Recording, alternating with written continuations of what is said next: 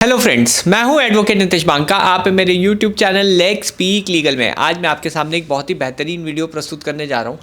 आज मैं आपको बताने जा रहा हूं कि 498A या 8586 BNS में कैसे आप जो है अपना एक्विटल यानी बाइज्जत बरी इंश्योर कर सकते हो। 100% जो है आपका एक्विटल होगा अगर आप जो है ये जो तरीका है समझेंगे और ये पूरी वीडियो को देखिएगा कि क्या ये तरीका है, कैसे आप जो है इसे इम्प्लीमेंट कर सकते हैं अपने केस में और अपना जो एक्विटल है वो इंश्योर कर सकते हैं। देखिए, जनरली 498A के केसेस फॉल्स ही होते हैं, ठीक है, कोई उसमें एविडेंस नहीं होता और ये केसेस आपको इसलिए फ़ाइल किए जाते ताकि आपके ऊपर प्रेशर बने और आप जो है एक सेटलमेंट रीच करो दूसरी पार्टी के साथ। ये एक रहता है प्रोसेस। देखिए, सेटलमेंट एक पर्सनल चॉइस है। कई लोग सेटलमेंट प्रेफर करते हैं फाइटिंग के अगेंस्ट और कई लोग फाइट करना चाहते हैं क्योंकि उनके साथ बुरा हुआ है, उनकी कोई गलती नहीं है और उनको जो है जस्टिस चाहिए, चाहे इसमें कितना भी टाइम लग जाए या कितना भी जो है आपका एफर्ट लग जाए। तो इसमें इम्पॉर्टेंट चीज़ ये है कि क्वालिटी रिप्रेजेंटेशन यानी क्वालिटी जो आप कोर्ट में प्रेजेंट करते हैं वो चीज़ ही मैटर करती है। फिर अगर आप जस्टिस के लिए जा रहे हैं, आपके वकील साहब कितना उस केस में एफर्ट मारते हैं उस पर डिपेंड करता है और आपको जो है नॉलेज होनी चाहिए कि किस डायरेक्शन में आपका केस जा रहा है। देखिए, यहाँ पे मैं आपको नॉलेज देने की कोशिश कर रहा हूँ, आप खुद ये सब चीज़ें बिल्कुल भी मत इम्प्लीमेंट करिएगा।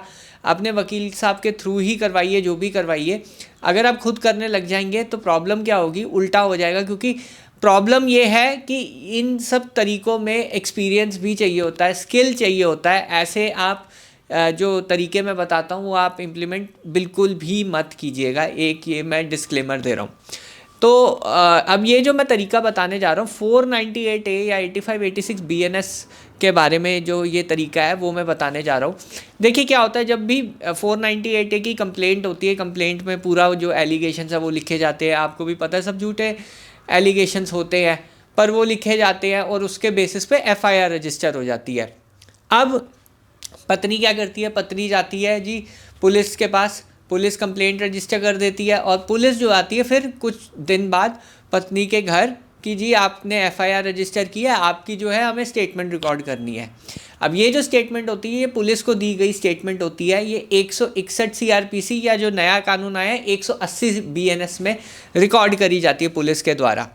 अब क्या होता है कि केस जनरली ये झूठ ही होता है, तो जो स्टेटमेंट जो पुलिस को दी पहले दी और जो बाद में स्टेटमेंट आती है उसमें बहुत ज़्यादा जो अंतर होता है, कॉन्ट्रडिक्शन होती है और इस कॉन्ट्रडिक्शन का फ़ायदा आप उठा सकते हैं।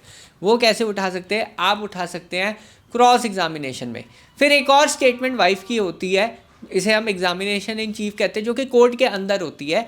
तो 3 स्टेटमेंट वाइफ की आती है। पहले FIR या कंप्लेंट में स्टेटमेंट हो गई, दूसरी स्टेटमेंट हो गई 161 की स्टेटमेंट जो पुलिस के आगे होती है जो FIR रजिस्टर करने के बाद, और तीसरी स्टेटमेंट जब कोर्ट बुलाता है तब होती है। और इन तीनों स्टेटमेंट्स में बहुत भर भर के कॉन्ट्रडिक्शंस होते हैं जो कि आप जो है एडवांटेज उसका उठा सकते हैं।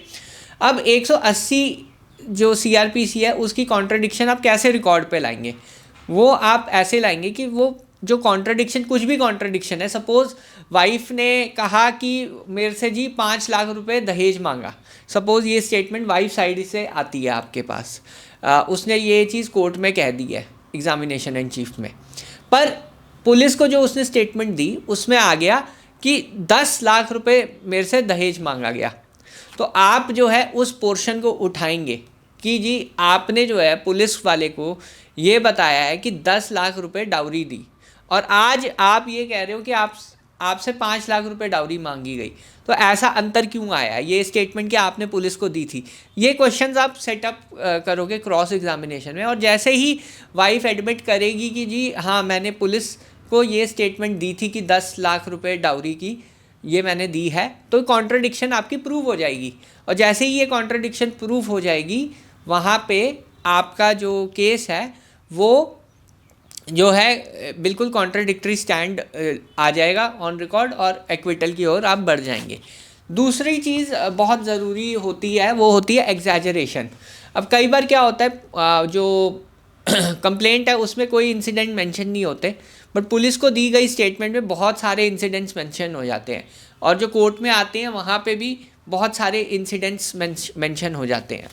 तो आप जो है जो इंसिडेंट एग्जैजरेट हुआ है, अलग है जो स्टेटमेंट जो उसने कोर्ट में दी है, उनको आप कन्फ्रंट करा के बोल सकते हैं कि ये चीज़ आपके कंप्लेंट में नहीं है और ये आपने बाद में 161 में बोली है।